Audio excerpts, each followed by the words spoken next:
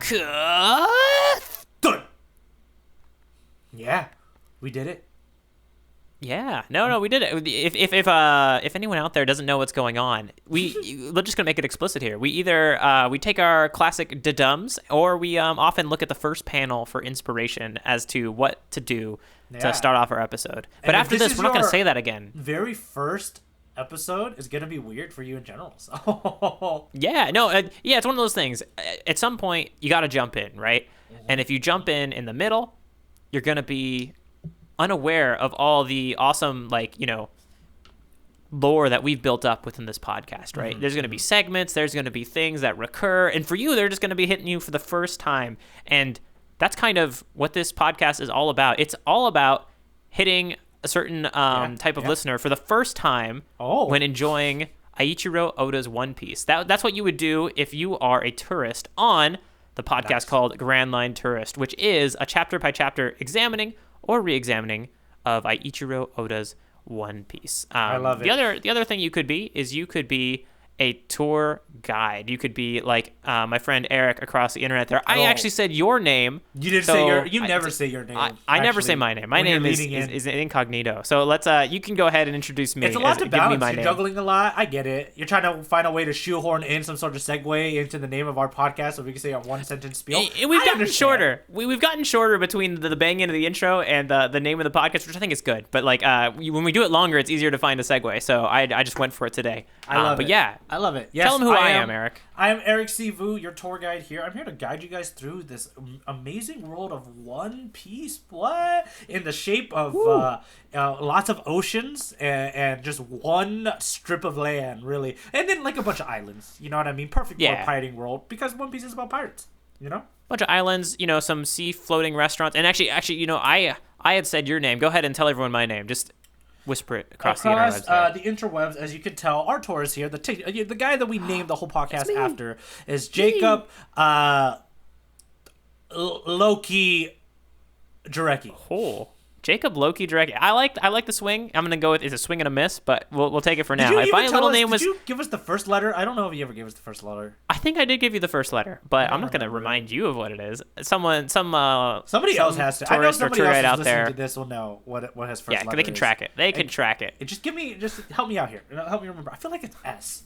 Is it S? Slivers. No. I mean, this one I'm not even going to tell you if it's a swing and a miss. You're going to have to swing not knowing whether you hit or not. All that said, I actually have a little bit of exciting news that I'm going to shoehorn into our Letters at Port section. It's not quite a letter, but it is a momentous moment.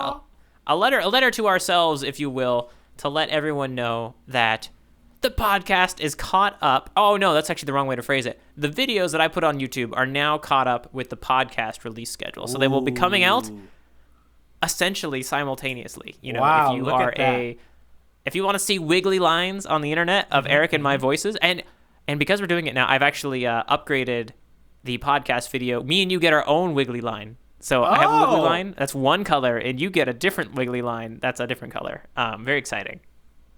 That's I love distinction. I love that I love putting things into little boxes. So we have just done that with our video feed. So that's super right. Nice. I wonder if there's anybody YouTube only listener. So if it's great news for you. Yeah, I want to say or bad. It depends on how you look at it. Now there's not stuff for you to binge. You have to be like a week by week listener again. If you had come across the YouTube and you were just like, wow, 2 episodes a day, this is incredible. It's about to get a lot less incredible. Yeah, it's about to be just normal paced now at this point. That's great news, dudes. We're expanding. We're expanding our reach. We're slowly building a following. I could feel it. Yeah. So you all are coming in. We're opening up our feelers, man. No, but not to dwell too much and congratulate ourselves all that much. It's time to get into the meat and potatoes of the podcast, which would be, I think, something Luffy would quite enjoy. The best section, right? The food section. We're here to talk about Chapter 64, the Mighty Battle Sphere. Sphere? I said like sphere. The Mighty Battle Spear. I was thinking too much about the world of One Piece you described with our strip of land and our oceans, but no, it is the Mighty Battle Spear. I get you. Yeah, there we go. And I'm going to deliver both of the appetizer and the every part of the menu in the itinerary for today. Yes. So we have an opening on a foot to Krieg's face. Nice. Kathud, as we were alluding to. He goes down, but Krieg is not out. In fact, he gets back up and slams his 2 shield/shoulder pads. We'll discuss this a little bit more where they come from later during the main section of the podcast. Together to create, obviously, what you get when you put 2 shields together. You get a spear. That's obvious. I mean, that's obvious. It's clear. The logic where you go there. Yep. Put 2 shields together, you got a spear. That, of course, continuing with the logical nature of the spear, when swung, creates explosions that when a crew member chimes in casually to explain, the more power you put into the thrust, the bigger the bang is created when you swing your mighty battle spear. Momentum based. I get it. Yeah, no, totally. Sanji then is watching this battle, and he points out that it's not good the longer this battle goes on for little Luffy. The longer this goes on, he's been hit by stuff throughout this battle, and stakes, bombs, all these things. Yeah, he just can't keep going. He can't keep going. At least that's what Sanji thinks. We got some close calls as Krieg swings and kind of does. We've seen this happen to Luffy before, where Luffy kind of winds up in the air and then he's got nothing to grab onto. There's lots of, this battle has been taking place for so long. A lot of the deck is destroyed. He's looking for things to stretch and reach to, but he's a little more exposed than usual. Luffy takes like 2 explosions during these close calls, possibly more if I counted incorrectly.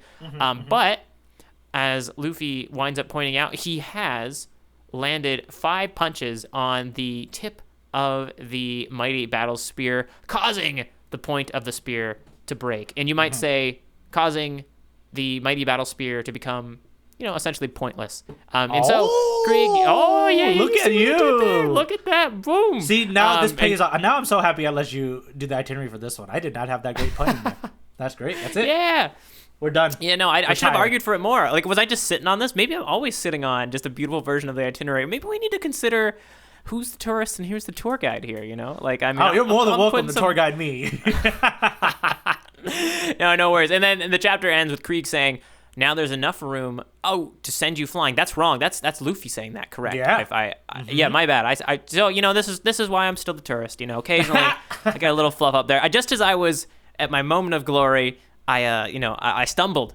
Luffy says, now there's enough room to send you flying, because they are now on a bit of the Bratier deck. We'll talk about where all these pieces of the ship are coming from, but a larger piece of the ship that has more room for Luffy to maneuver. Okay. That's the itinerary meal for today. Eat it up. Get your meat and potatoes. And let's jump right in. I heard you had a lot to say today, so I do. I'm going to shut my trap and absorb some knowledge. Yeah, so, okay.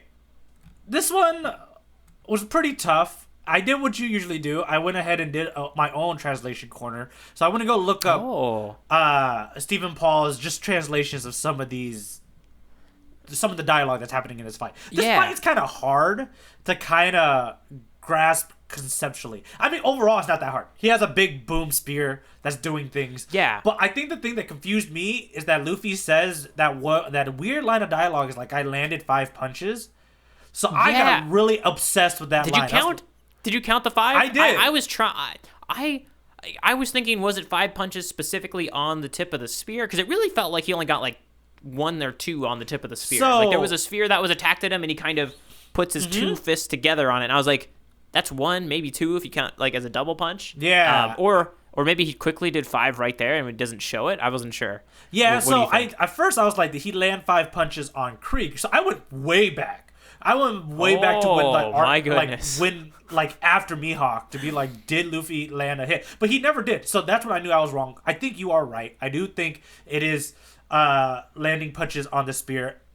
Like you said, there's no way to count if there's really 5. Yeah. I just assume he landed 5 on the tip. Okay. No, I'm kind of with you. Yeah. So I'm going to help the listeners out and then maybe even help you out because I don't know if you felt the same way I did about like really understanding the graphs of deconstructing this fight. So I'm going to go ahead and do that now. Overall, right. I think, and then once you kind of understand the overall fight of it and the mechanics, I think it's a little more impressive. And I enjoyed the chapter a lot after that. Should I have done that for this chapter? Probably not. I mean, whatever. But I enjoyed it. It was fun. That was a majority of my mental capacity. This chapter was trying to figure out this fight. Okay, so let's break it down. Eric breaking down the elements of this fight. Here we go. Part 1, the stakes. What are the stakes currently in this fight? Floating pieces. The one that's in Luffy's leg. No, he pulled it out.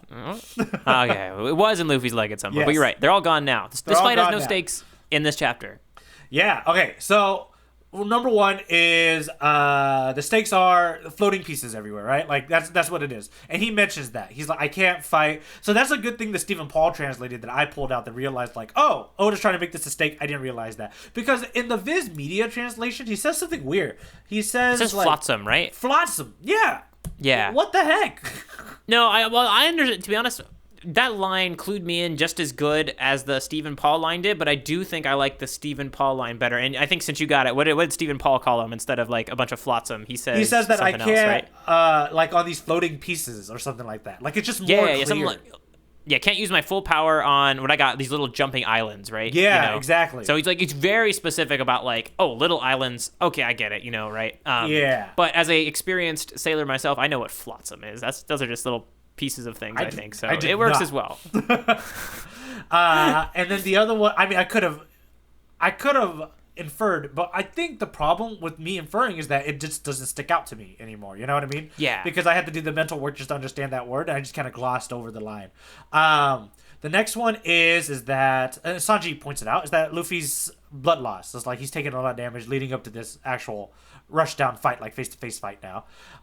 Yeah. And then obviously the other stake is that now Krieg has a giant bomb spear. You know what I mean? So those are the stakes. So we kind of understand like the stuff. So from the stakes, we kind of infer or kind of digest and figure out Luffy's goals. Luffy's goal for first one is the only thing about this spear. His first goal really that is that's scary to Luffy. I mean, outside the bomb and stuff is the point. He can get cut. Yeah. He doesn't want to get cut. Right? So it makes sense now that there's such a big focus on landing 5 punches and breaking the tip, making it pointless, as my man across the interwebs pointed out. Yeah. So that's one. And the way he's going to solve that, obviously, is by smacking it. Or, I don't really know. Maybe it's also, like, taking the bombs full on so he can smack it. Right? Yeah. And then the other one is trying to pull Krieg into a bigger platform somewhere, which he does succeed later on. But if you watch this if you read through this chapter, Krieg is just swinging at him.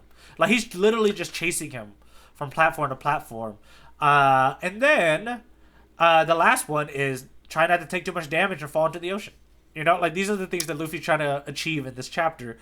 So all of that put together, we get this really cool payoff of, at the end, this tip of the spear breaks, and they are on a bigger platform. And now Luffy, again, has, like, a better advantage to win and to fight.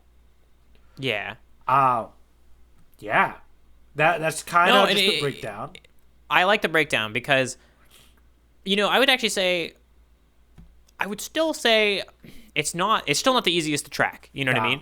I think honestly the fight looks great, but if you try to track like how is Luffy leading Krieg to a larger platform, just because of the way, this is one example where usually I can get a really good sense of how the moment to moment is doing that goal. And this one I can't really say like how does that piece of flotsam and or jumping island lead you to this largest one.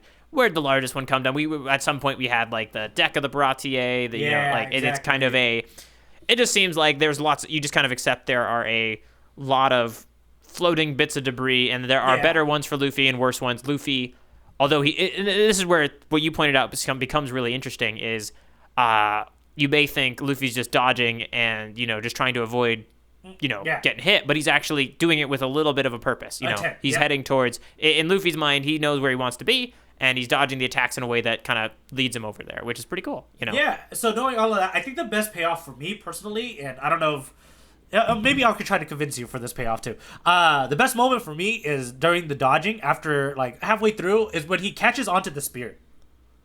I didn't really get it, but really, and then finally looking at that panel, the panel before, when he catches onto the spear, there's just a very quick moment... the page before, right before he swings, where Luffy has like an exclamation point. I think that's either him realizing that he's not gonna land on anything. Gotcha. And that's why he has Yeah. No, I think that is that. Yeah. Because That was the I like this because this is a mechanic that we have seen before, I think. Yeah. I can't remember which fight, but there was a fight where Luffy essentially was in the air, kind of weak if there's not things to grab onto. And so seeing that again, this is actually a cool example where if you jump into One Piece, it's hard to understand what's going on here, but I think it's actually quite a bit of an easier job for us that have seen Luffy fight before. Yes. I read that exclamation point exactly the same way. Just Yeah, as, and that, okay, I didn't really... He's floating in the air. That's not good for Luffy. Right. And then but I love the way he solves it, which is like, oh, I'm just gonna grab his spear. Yeah. And that was did we were talking in the other chapter, Luffy is the up close and personal fighter, right? Yes, he has a rush down. Yeah. Yeah. So this is the like oddly defensive maneuver that a rushdown can do. Like it's almost like grabbing onto the projectile or grabbing onto the sword. Like you can't hit me with a sword if I am the sword to some extent. Right, exactly. And I think it's such a fun payoff now that I did my deep dive into the breakdown of this fight. It's fun because now you kind of understand like why he did it. One, avoid getting hit, but also like I can't go into the ocean. Like I need to hold on to your spear. Which is fun. Okay, so now, knowing all of that, deconstructing all of that, I think I can start talking about the metaphors and like the themes of some of the things that are happening in this chapter. One, all right, dig deep, Eric. Yeah, the biggest thing that I really enjoyed about this is that he broke the spear. Yeah, and I think that means a lot because we've dissected these fights before and we've talked about like his philosophies versus philosophies, right? But like Krieg's thing is military might. Krieg's thing is his toys, is his weapons. For Luffy to break it, it's him saying like, I'm proving to you that it takes more than just military might to become like Pirate King or to be a good leader or to be this thing. Yeah. So him breaking the tip of the spear is great. And it's cool that we get that little payoff and all that good stuff. It's just good symbolism to me of like Krieg losing everything. Because the beginning of this chapter starts off with everybody like saying Krieg's not as untouchable as we thought. Yeah. Right? Even the Krieg pirates are saying that. And it's funny. It's like the story's kind of wrapping itself in on itself, in my opinion. Mm-hmm. Like you said, oh goodness, Krieg's not as untouchable as we thought he was, right? And then like, oh, Krieg has another weapon that proves that never mind. We were wrong about that. He's just as untouchable as he was. And then Luffy broke it. Never mind. He is untouchable. So we're kind of, I feel like this is, I think Oda having a little bit of fun, just almost repeating a little bit of what's happened before to some extent. Like I don't think there is. We dug deep, but I would actually put forth, I don't know if we're getting anything new in the dynamic between the Luffy and Krieg fight here. Like, as opposed to when he took out that shield and Luffy punched through it. It was another moment where Krieg relies on Toy, Luffy destroys Toy / powers through it, right? And we're kind of getting that again. But, hey, I mean, if you're going to we're getting it again, but, like, in a spear that when swung really hard explodes. I'm not going to complain about getting that sort of fight, right? Yeah, it's and cool. It is. It kind of reminds me of like a chorus in a song, right? You know what I mean? Like it's a repeated. It is interesting. Yeah, it's fun, right? It's a repeated line. It's a repeated section of the song that like we understand, we get, and we know what it represents. But the more you repeat it, the more it kind of either means more to you, and if works effectively, or if you're like, I'm kind of done with this, like then you're done. Like you're just not. No, that is such an interesting comparison because I don't mind chorus repetitions. Yeah. I do mind this more. Like I think, but I've never thought about it as a chorus. It makes it seem a little more interesting. Like I kind of like this idea of looking at the repetition of what might be, oh well, we already know this. It's kind of like, well, if you can tell the same story in a just as unique, more exciting way, we added the bass to the chorus again, and then oh man, it's dropping, and you can enjoy it. So I like that idea. That helps me a little bit. There's something to say about repeating certain things, like repeating a chant, repeating certain techniques. In this way, repeat a story beat, which is new Toy, Luffy breaks Toy. And there's something to say that eventually is gonna start gaining its own meaning, which is Luffy overcoming this guy's idea of his philosophy about strength, right? He's literally overcoming it, and which he's done over and over again against these bad guys, which is great. Is what Luffy is. It's what he does. Yeah. Yeah. That's all I really have, my man. No, I think I'm with you, and I think the chorus explanation kind of explains the last little thought I was gonna have is like, well, actually, maybe it doesn't explain it. Just the last little wrinkle on this fight would be Luffy. If I'm calling back to this idea, has kind of overcome Krieg, right? He punches through something, and Krieg's on the ground, and Luffy does not take advantage of it, is what I would say. Luffy doesn't go for the kill or whatever you would think about, like, Krieg's on the ground for a moment. Luffy's not running in there to, gum bullet right into Krieg's face, right? To just like knock him out for good. And I think that speaks to Luffy's respect for these sort of fights. Like, if I knock you down and you're down, it's almost like boxing a little bit, right? When you're down, the other boxer doesn't go and like do a finishing punch, right? It's like a count, right? And that feels a lot like what Luffy does here, right? Like if you feel like you were going to get up and fight me, I will honor you with continuing the fight. I will not unduly end our battle. You know what I mean? Yeah, and I also think maybe it's not even like, Krieg might not even be in his mind. It might just be more of a point of like, get back up. What's your next toy? Sort of deal in his head, right? Like, I think for Luffy, he's more in the sense of like, I'm going to beat you regardless. Because Luffy has already said multiple chapters ago, like, you don't have what it takes to do what you think you want to do. Right? Yeah. So he's like, so get up and let's keep going. You know what I mean? So I feel like I agree with you. I do think he's not going to go, but I don't know if it's the respect. I think it's the respect for himself as opposed to respect for Krieg. I think it's respect to himself, like, get up and do the most you got, because I can handle anything you have now.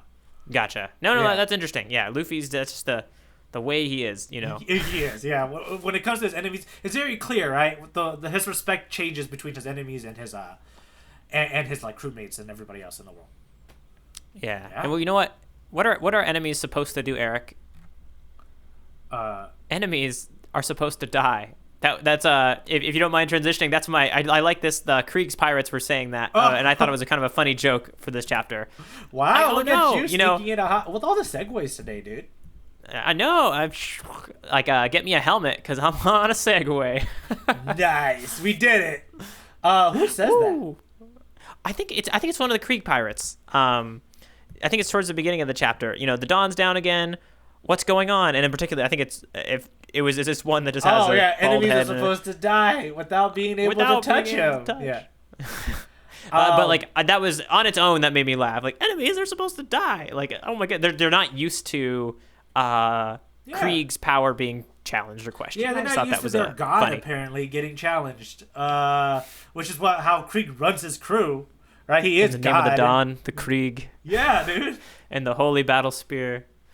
Yeah, no one is higher than his wrath, than his judgment, right? Like, he's untouchable to his enemies. Like, my God, if you build yourself that way, you're never ends well. That's what I've learned from stories.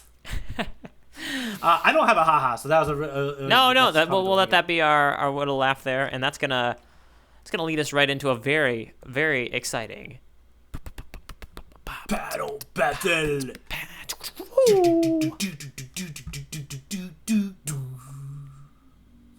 just gonna listen every week. This is good. Yeah. New song every week. Ooh.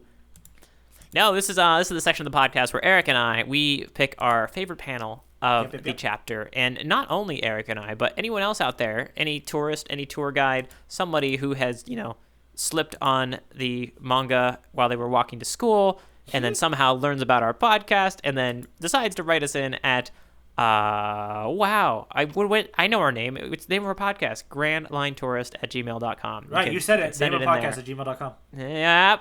And once you do that, you're in the ring. And someone who has been in the ring with us for a long time actually sent in a panel today. Christian is back at it with chapter 64. He has his panel sent in, and I'm going to go ahead and, you know what? I think, is it all right if I let Christian throw the first punch? Yeah, let's let him throw the first one. All right. My choice for the panel battle for this chapter is on page 3. The panel where Karn and Patty are watching the fight, but look who else is there. It's incredibly funny for me that for some reason, instead of letting Jin lie down and recover, they're weekend at Bernieing Jin in order for him to be able to watch the fight. I wonder if Jin requested it or if they didn't want to miss the fight, so they just took Jin with them. My goodness, that is a detail that I really like Christian pointing out, because I did not notice this. I saw the panel, I saw Jin there, but I did not think about the fact that, yeah, what were Karn and Patty doing? They were gas masking this guy in order to save him, you know. Take him to higher elevation too, but it's also like, look, Jen. Jen, check this out. And Jen's just like, yeah. And they're like, oh, okay, fine, we'll pick you up. Here it is. That's great. I also didn't know that Carney was that chubby. I thought he was a little skinnier, but he's a little plumpy in that shot. Oh yeah, a little plump in the yeah. And actually, a fun confession to make. I've never seen Weekend at Bernie's. Have you seen it? I've never seen it either, but I know it's such a big pop culture staple. Oh man, I feel like I've heard, and it referenced multiple times so much without. It feels like at some point I should watch it. I must have seen like at least like 7 TV episodes across a variety of shows that all reference it, and now a One Piece reference as well. And I just, I gotta take a weekend, and I gotta watch Weekend at Bernie's. Take a Although I assume it's not that long. I don't need that. Yourself, you know what I mean? Yeah. Yeah. Get a taxidermied animal to weekend with. Like it'll be good. All right. So I guess it's our turn to throw some punches, huh? It is our turn to throw some punches. So should I thank click you again, your spoiler, Christian. or should you click my spoiler? I clicked your spoiler. I see it. Chapter 64. It is the very first panel of the chapter, correct? Yes. It's and I'm gonna go ahead and describe from closest to the panel to furthest away of the panel. We start with the hand of Krieg, upper left corner, kind of taking a good portion, the right hand of Krieg. Then if we move back a little bit, we have the face of Krieg and the foot of Luffy, all in the kind of the same plane there, because they have connected, and that is not good for Krieg. That's a lot of pain. Then we follow the leg of Luffy into the background to see our little fellow in the air, upside down, doing a brilliant acrobatic kick, and I think he's about to, after that, pull off his landing. So this is, and then we keep going back. There's some flotsam, as one might call it. Oh, no. And then even further back, there's some clouds. So a really cool, dynamic panel that kind of draws your eye from front to back there. Yeah, I just think so. I only chose it for one thing. It surprised me. I didn't think they're gonna cold open on this, and I also love that there is no sound effect in that first panel. It's true. Right? It's almost like it's like it opens on silence, and then we hear the like you know how sometimes movies open with like quiet, and then it leads to a huge dynamic sound. That's what I put in my head for this. Oh, well, now that you just said that, what came to my head was the idea of when you see a jet fly by and then like it's broken the speed of sound and the sound comes later. Yeah. That's how hard Luffy hit Krieg. The foot to the face was so fast that like there was no sound. No sound. Kathud, as we have referenced several times now on the podcast. We're doing pretty good at calling back to that Kathud. I like this. Yeah, man, I love it. Also, like, screw Krieg. This is what he deserves. He's getting it. Oh, yeah. This is where maybe the chorus never gets old. The extremely pained looks on Krieg's face as Luffy lands a variety of extremely painful blows. Keep him coming. Let's run it one more time. Oh, God. Do you think he's nervous at this point? He has to be, huh?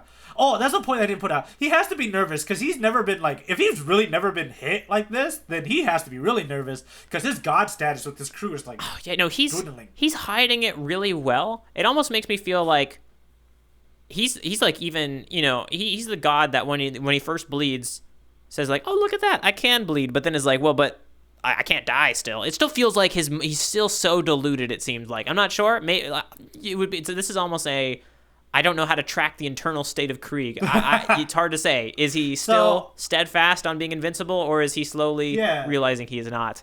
I also tough to say. I wanted to point out, and I needed to say this in the discussion section, is that he says earlier in the fight, at least like I bet you even in 63, he's like an emotional opponent is like the guy who loses or something along that line, right?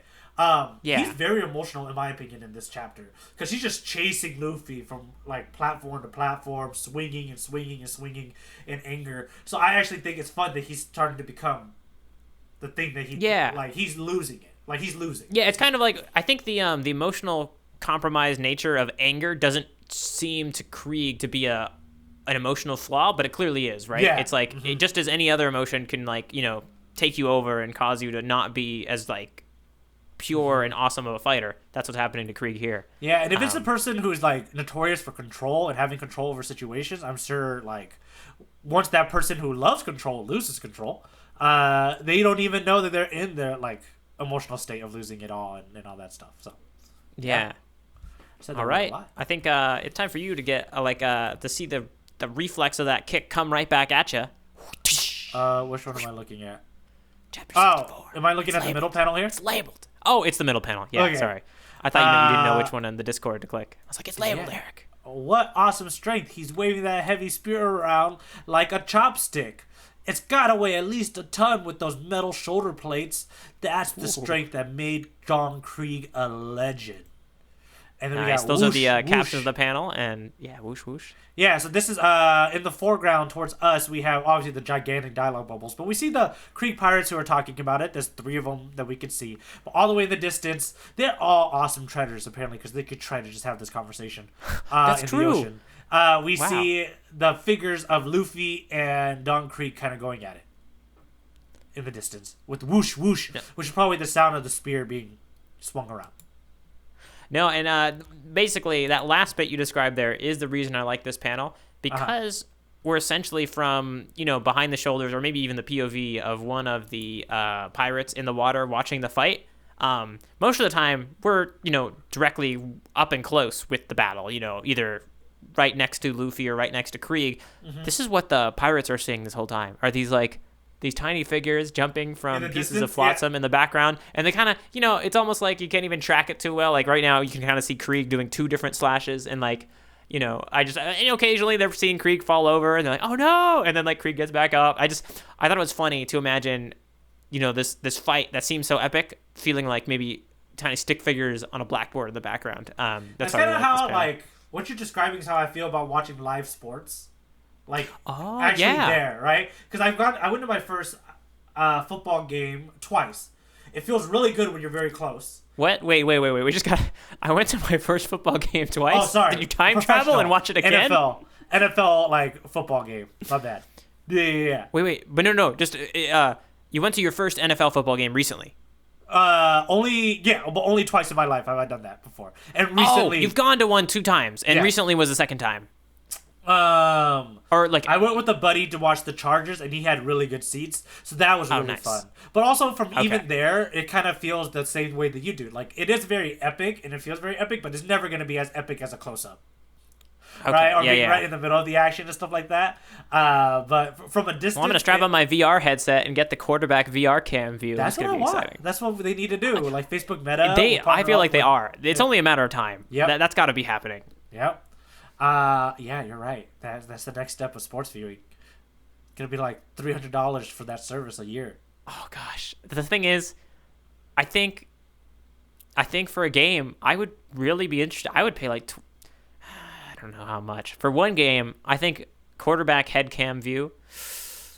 Oh, I think you would get sick. I know I would get sick. I get motion sickness. No, I know I'd get sick, but I think for the experience of it, just I'm never gonna part of me really wonders what it's like to really be the quarterback, and you don't get it. This would be kind of close to getting it, right? That'd be you'd see him, scary. You'd see his hand, they'd put his hand on the back of his big linebacker in front of him, and you'd get to really kind of feel the scale that this quarterback feels for just a moment. I think I'd pay a decent amount of money for that. I'm not going to do it every week, but for a quarterback in a big game, I feel like I might be shelling out $20 or $30 pay-per-view style. Oh, that's horrible. Not even a big game, just like a regular NFL game, just to see what the pacing really feels like, right? Because what we're describing is, as spectators, when you're spectating any sort of live athletic event and stuff, it's just not as impressive. It's still fun and stuff, but being in it and being in the middle, man, that'd be different. No, give me that Krieg cam. I want to be inside. Krieg definitely has a cam. If there was cameras in the One Piece world, he has it on there. This man, he's got 20 in there, I'm sure. I know. Whew. I know. All right, that's it.